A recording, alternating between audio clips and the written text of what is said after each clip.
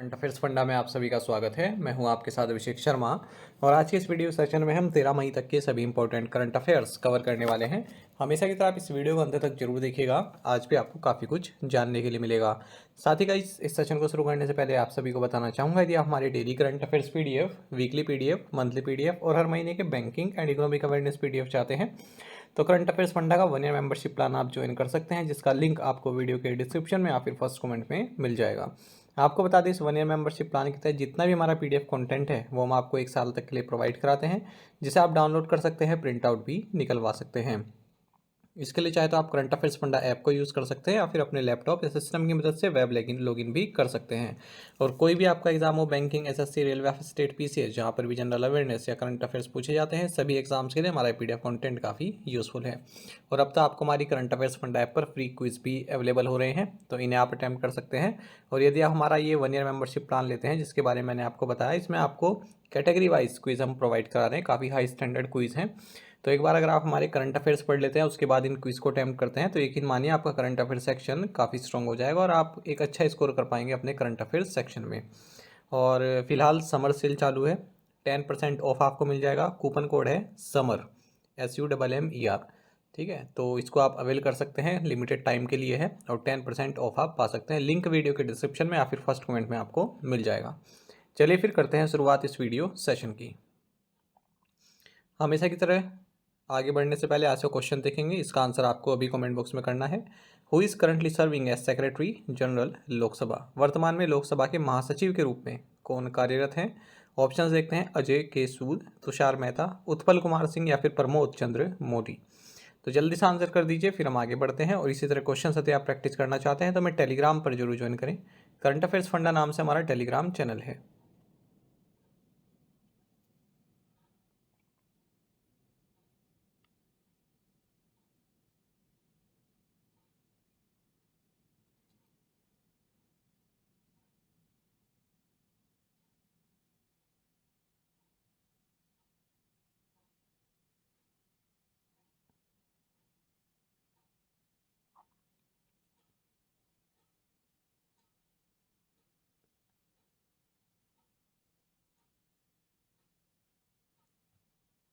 What is the theme for international nurses day 2024? अंतर्राष्ट्रीय nurse दिवस 2024 का विषय क्या है? ऑप्शंस आपके सामने हैं। सही आंसर ऑप्शन सी है, our nurses our future, the economic power of care. आपको जानना चाहिए कि हर साल 12 मई को इंटरनेशनल काउंसिल ऑफ नर्सेज द्वारा इंटरनेशनल नर्सेज डे सेलिब्रेट किया जाता है, ताकि ऑल अराउंड द वर्ल्ड जो भी नर्सेज का रोल है, ठीक है, उसको जो है याद किया जा सके, कॉमेमोरेट किया जा सके। आपको बता दें, साल 2024 में इस डे का थीम रहेगा our nurses our future, the economic power of care. और ये डे 12 मई को मनाने का उद्देश्य ये भी है क्योंकि इस दिन जो फ्लोरेंस नाइटिंगेल रही, जिन्हें मॉडर्न नर्सिंग की फाउंडर कहते हैं, इनकी बर्थ एनिवर्सरी भी होती है। तो 1974 से ही हम ये डे मनाते आ रहे हैं। When is the international day of plant health celebrated? अंतर्राष्ट्रीय पादप स्वास्थ्य दिवस कब मनाया जाता है? ऑप्शंस आपके सामने हैं। सही आंसर ऑप्शन बी रहेगा, मई 12। आपको जानना चाहिए कि हर साल 12 मई को हम international day of plant health observe करते हैं और साल 2024 में इसका थीम रहेगा plant health, safe trade, digital technology. Ministry of Skill Development and Entrepreneurship (MSDE) signed MOU with which company to conduct 2 pilot projects under the drone दीदी योजना? कौशल विकास और उद्यमिता मंत्रालय ने ड्रोन दीदी योजना के तहत 2 पायलट प्रोजेक्ट संचालित करने के लिए किस कंपनी के साथ समझौता ज्ञापन पर हस्ताक्षर किए? ऑप्शंस आपके सामने हैं। सही आंसर ऑप्शन डी है, महिंद्रा एंड महिंद्रा। देखिए, ministry of skill development and entrepreneurship, इन्होंने एक MOU साइन किया है महिंद्रा एंड महिंद्रा लिमिटेड के साथ, जिसके तहत ड्रोन दीदी योजना के लिए 2 पायलट प्रोजेक्ट्स कंडक्ट किए जाएंगे। इस पार्टनरशिप के तहत जो ministry of skill development and entrepreneurship है और जो महिंद्रा एंड महिंद्रा लिमिटेड है, ये 2 pilot projects national skill training institute, जो कि हैदराबाद और नोएडा में है, यहाँ पर कंडक्ट करेंगे। और 500 महिलाओं को स्किल ट्रेनिंग प्रोवाइड की जाएगी, 20 महिलाओं के हर एक बैच के तौर पर। अगर हम इस ड्रोन दीदी योजना की बात करें तो इसका मकसद है 15,000 महिलाओं को ड्रोन ऑपरेट करना सिखाना, ताकि वो एग्रीकल्चर पर्पस के लिए जो है यूज़ कर सकें इस चीज़ को, अपने स्किल को। जैसे कि क्रॉप में फर्टिलाइज़र डाल दिया, फिर क्रॉप ग्रोथ को मॉनिटर कर लिया ड्रोन के जरिए, या फिर सीड्स प्लांट कर दिए, ठीक है, तो इस तरह से इनको रोजगार मिल पाएगा। Who has been reappointed as prime minister of Russia? रूस के प्रधानमंत्री के रूप में किसे नियुक्त किया गया है? ऑप्शंस आपके सामने हैं। सही आंसर ऑप्शन डी है, मिखाइल मिशुस्तिन। रशिया के जो प्रेसिडेंट हैं व्लादिमीर पुतिन, इन्होंने मिखाइल मिशुस्तिन को प्राइम मिनिस्टर नियुक्त किया है और इनकी नियुक्ति को जल्द ही जो है अप्रूवल मिल जाएगा, जो रशिया का लोअर हाउस है, स्टेट डूमा। इससे आपको बता दें, जब कभी जो प्रेसिडेंट हैं रशिया के, जब वो अवेलेबल नहीं होते हैं, ठीक है, रिज़ाइन कर देते हैं या फिर ऑफिस से रिमूव कर दिया जाता है, तब जो प्राइम मिनिस्टर है वो एक्टिंग प्रेसिडेंट के तौर पर यहाँ पर कार्य कर सकता है। अच्छा, जो पुतिन है, यहाँ के प्रेसिडेंट जो हैं पुतिन, ये भी प्राइम मिनिस्टर के तौर पर कार्यरत रह चुके हैं 2008 से 2012 के बीच में। ठीक है, सबसे पहले 2 बार जो है ये प्रेसिडेंट रहे, उसके बाद फिर प्राइम मिनिस्टर बने। ठीक है, फिर से अब प्रेसिडेंट है, क्योंकि रशिया में ऐसा था कि लगातार 2 कंसेक्यूटिव टर्म आप प्रेसिडेंट ही कर सकते हैं, उसके बाद नहीं कर सकते। Who was appointed as the Prime Minister designate in Croatia for a third consecutive term? Croatia में लगातार तीसरी बार प्रधानमंत्री के रूप में किसे नियुक्त किया गया? ऑप्शंस आपके सामने हैं। सही आंसर ऑप्शन बी है, एंड्रेस प्लेंकोविक। एंड्रेस प्लेंकोविक जो कि क्रोएशियन डेमोक्रेटिक यूनियन के हैं, ये प्राइम मिनिस्टर जो है अब बनने वाले हैं क्रोएशिया के तीसरी लगातार बारी। क्रोएशिया की अगर हम बात करते हैं, कैपिटल ज़ाग्रेब है, कई बार पूछी जाती है इसकी कैपिटल, करेंसी यूरो है। Who has been declared winner of the presidential elections in Chad? Chad में राष्ट्रपति चुनाव किसने जीता? सही आंसर ऑप्शन डी है, मोहम्मद डेबी। देखिए, चैड के जो मिलिट्री रूलर हैं मोहम्मद डेबी, इन्हें ऑफिशियल विनर नियुक्त किया गया है आगे प्रेसिडेंशियल इलेक्शंस का। चैड की अगर हम बात करते हैं, कैपिटल एनजामिना है और करेंसी है central African CFA Frank. Who has been appointed by Wipro as the CEO of the APMEA Strategic Market Unit? Wipro ने APMEA Strategic Market Unit के CEO के रूप में किसे नियुक्त किया है? सही आंसर ऑप्शन बी है, विनय फिरके। देखिए, विप्रो लिमिटेड ने अनाउंस किया है कि हमने विनय फिरके को चीफ एग्जीक्यूटिव ऑफिसर बनाया है APMEA Asia Pacific India middle east and Africa strategic market unit का, और ये सक्सीड कर रहे हैं अनीस चिंचा को। विप्रो के CEO आप सभी जानते हैं, CEO और मैनेजिंग डायरेक्टर श्रीनी पल्लिया हैं, हाल ही में नियुक्ति हुई है, हेडक्वार्टर्स बेंगलुरु कर्नाटक में है। Which ISRO centre conducted the test of the 3D printed liquid rocket engine? ISRO के किस केंद्र ने 3D मुद्रित लिक्विड रॉकेट इंजन का परीक्षण किया? सही आंसर ऑप्शन सी है, इसरो प्रोपल्सन कॉम्प्लेक्स महेंद्रगिरी। देखिए, Indian space research organisation ISRO, इसने लिक्विड रॉकेट इंजन को सक्सेसफुली टेस्ट किया है, जिसे एडिटिव मैन्युफैक्चरिंग टेक्नोलॉजी, जिसे हम 3D प्रिंटिंग कहते हैं, इसकी हेल्प से बनाया गया है और इसको हो टेस्ट किया गया इसरो प्रोपल्सन कॉम्प्लेक्स महेंद्रगिरी द्वारा या फिर इस लोकेशन पर। जो ये इंजन है PS4, इसको पोलर सैटेलाइट लॉन्च व्हीकल यानी कि PSLV की 4th स्टेज पर यूज़ किया जाता है और इसरो द्वारा इसे फिर से रीडिज़ाइन किया गया है 3D प्रिंटिंग के जरिए। 3D printing is a process that uses computer created design to make 3-dimensional objects layer by layer। 3D printing मैंने आपको पहले ही बताया था जब 3D बिल्डिंग्स के बारे में कोई क्वेश्चन आता है। ठीक है, आप देखेंगे कि बिल्डिंग की अगर हम बात करते हैं तो बड़ी बड़ी मशीनें होती हैं, वो लेयर बाय लेयर बिछाती रहती हैं, एक लेयर के ऊपर एक लेयर। ठीक है, और इस तरह से बिल्डिंग बन जाती है। इसी तरह से एक लेयर के ऊपर एक लेयर अगर हम मटेरियल डालते रहें, उस तरह से ये इंजन बनाया गया है। इन चीज़ों को अगर आप अच्छे समझना चाहते हैं तो आप वीडियो देख सकते हैं, शॉर्ट्स में आ जाती हैं 1-2 मिनट की वीडियोस। ठीक है, तो उससे आप समझ जाएंगे 3D प्रिंटिंग कैसी होती है, किस तरह से बनती है। बिल्डिंग देख लीजिएगा कोई वीडियो में कि 3D प्रिंटिंग बिल्डिंग कैसे बन रही है, तो काफ़ी इंटरेस्टिंग होता है, उसे देखना आप देख सकते हैं। अच्छा, ये जो टेक्नोलॉजी है इससे क्या होगा, अब जो इसरो क्या कर पाई है, इसरो जो इंजन में जो नंबर ऑफ पार्ट्स थे उनको कम कर दिया है। ठीक है, इस टेक्नोलॉजी की मदद से इंजन को बनाने में जो नंबर ऑफ पार्ट्स लगते थे वो पहले 14 लगते थे, अब केवल एक सिंगल पीसी लग रहा है। और 19 वेल्ड जॉइंट्स यूज़ होते थे, वो हटा दिए हैं। 97% रॉ मटेरियल यहाँ पर सेव हो रहा है और ओवरऑल प्रोडक्शन टाइम भी 60% तक कम हो रहा है। तो कितना किफ़ायती ये 3D प्रिंटिंग रहा है। Which Indian fintech company launched सेसम, India's first large language model for the BFSI sector? किस भारतीय फिनटेक कंपनी ने BFSI सेक्टर के लिए भारत का पहला लार्ज लैंग्वेज मॉडल सेसम लॉन्च किया? सही आंसर ऑप्शन ए है, सेतु। सेतु जो कि इंडियन फिनटेक कंपनी है और पाइन लैब्स ग्रुप का एक पार्ट है, इसने सेसम जो कि इंडिया का फर्स्ट लार्ज लैंग्वेज मॉडल है, स्पेसिफिकली जो banking, financial services and insurance BFSI sector के लिए लॉन्च किया गया है। ठीक है, इसका अनावरण किया है, सेसम याद रखिएगा। और इसको बनाया इन्होंने इंडिजीनियस एआई रिसर्च फर्म सर्वम एआई के साथ मिलकर। तो एक तरह का चैट जीपीटी बनाया है इन्होंने बैंकिंग सेक्टर के लिए। अच्छा, हाल ही में माइक्रोसॉफ्ट ने एक नया large scale AI language model भी लॉन्च किया जिसका नाम है MAI-1।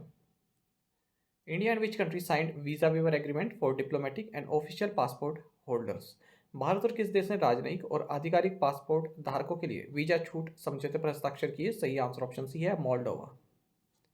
देखिए, इंडिया और मोल्डोवा इन्होंने एक वीज़ा वेवर एग्रीमेंट साइन किया है जिसके तहत जो भी डिप्लोमेटिक पासपोर्ट होल्डर्स हैं या फिर ऑफिशियल पासपोर्ट्स होल्डर हैं दोनों ही कंट्रीज से, तो वो ट्रैवल कर सकते हैं एक दूसरे कंट्री में बिना किसी वीज़ा के।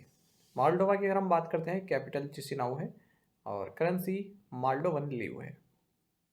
Honda research and development India private limited recently inaugurated it's new solution research and development centre in which city? Honda R&D India private limited ने हाल ही में किस शहर में अपने नए सॉल्यूशन R&D सेंटर का उद्घाटन किया? सही आंसर ऑप्शन सी, बेंगलुरु है। तो Honda R&D India private limited जो कि सब्सिडरी है होंडा मोटर कॉर्पोरेशन लिमिटेड की, और इन्होंने हाल ही में बेंगलुरु में अपना नया solution research and development centre open किया है। The Solution Research and Development Center will incorporate advanced mobility technologies into electrified vehicle development more quickly, as well as work on software and connected services through co-creating open innovation by adopting technologies and ideas of research and development companies. Which Indian athlete has been appointed as the sporting ambassador for Swiss luxury watch brand Omega? किस भारतीय athlete को Swiss luxury घड़ी brand Omega का खेल राजदूत नियुक्त किया गया है? सही answer option C, Neeraj Chopra है। देखिए, Olympic and world championships gold medal winner javelin thrower Neeraj Chopra, इन्हें स्पोर्टिंग अम्बेसडर नियुक्त किया गया है Swiss luxury brand for watches Omega के द्वारा। तो स्विट्जरलैंड की ये वॉचेस की ब्रांड है ओमेगा, इसके द्वारा। और पेरिस ओलंपिक में जो ये ओमेगा है ये ऑफिशियल टाइम कीपर भी है। और कुछ देख लेते हैं ब्रांड अम्बेसडर। जैसे इन ड्राइवेस ने एक्टर विक्रांत मैसी को अपना ब्रांड अम्बेसडर नियुक्त किया है भारत में। ब्यूरियर इंडिया प्राइवेट लिमिटेड ने सौरव गांगुली को ब्रांड अम्बेसडर नियुक्त किया है। वहीं हैफिले जो कि इंटीरियर सॉल्यूशंस कंपनी है, इसने सचिन तेंदुलकर को अपना ब्रांड एम्बेसडर नियुक्त किया है। Who won the Doha Diamond League 2024 men's javelin throw event? Doha Diamond League 2024 पुरुषों की भाला फेंक प्रतियोगिता किसने जीती? सही आंसर ऑप्शन सी है, जैकब वेडलिच। देखिए, Indian javelin thrower Neeraj Chopra ये दोहा डायमंड लीग 2024 में दूसरे नंबर पर रहे हैं और इनका जो बेस्ट थ्रो रहा 88.36 मीटर का रहा है। इंडिया के एक और कंटेस्टेंट किशोर जीना ये 9th पोजीशन पर रहे हैं और ये इवेंट जीता है चेक रिपब्लिक के जैकूब वेटलिज ने।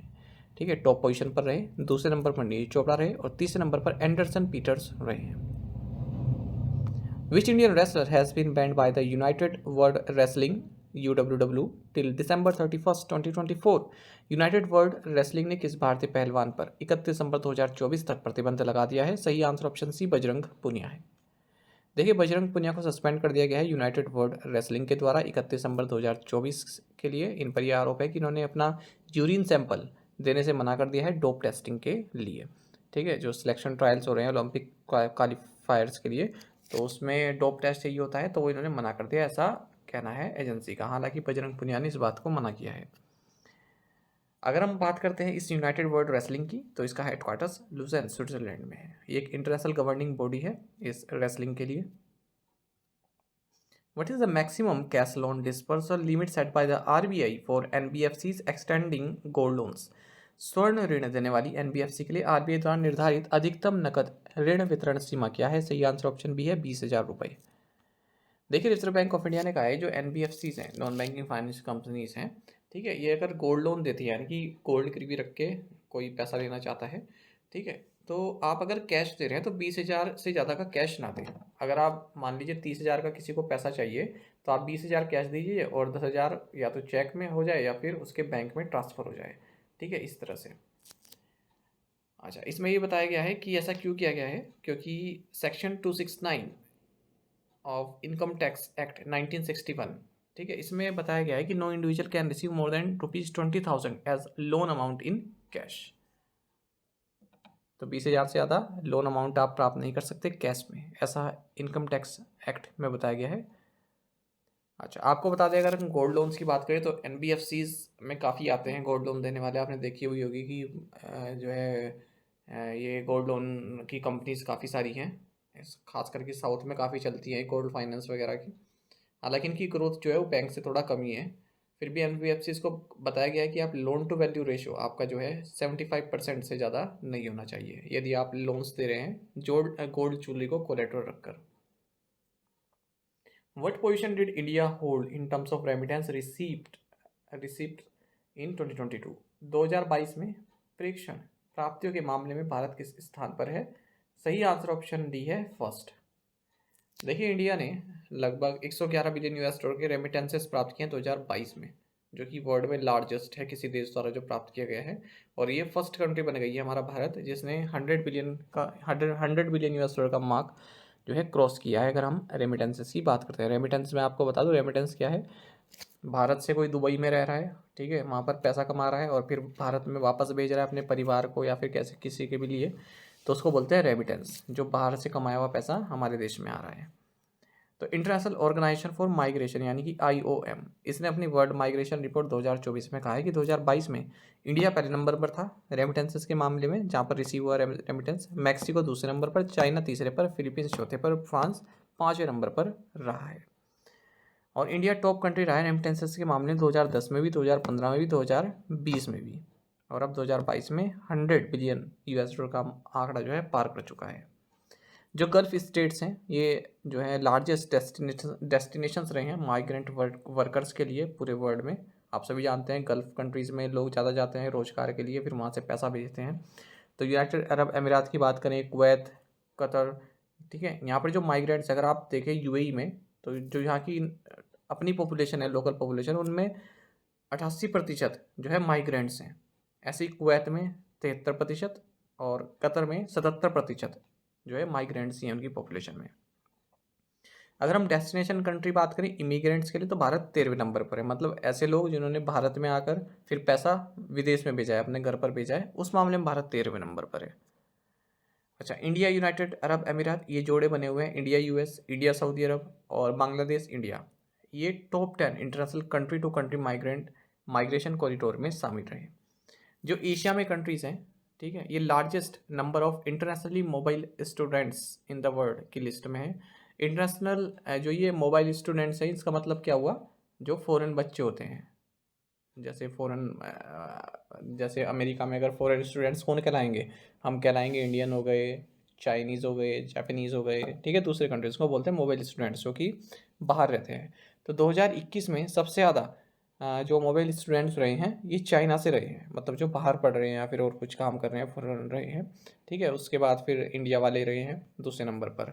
US लार्जेस्ट डेस्टिनेशन कंट्री है इंटरनेशनल मोबाइल स्टूडेंट्स की, जहाँ पर सबसे ज़्यादा फॉरेन स्टूडेंट्स हैं वो US से है। उसके बाद फिर UK है, फिर ऑस्ट्रेलिया है, फिर जर्मनी है, फिर कनाडा है। प्रीवियस असाइनमेंट क्वेश्चंस के आंसर देख लेते हैं। What was India's rank in the UN human development index in 2022? Answer is 134 out of 193 countries. The Rafah border crossing lies between the Gaza Strip and which country? Egypt. What is the total number of members of parliament in both houses combined? 795. Which veteran actor will receive the honorary Palme d'Or or at the 77th Cannes Film Festival? Meryl Streep.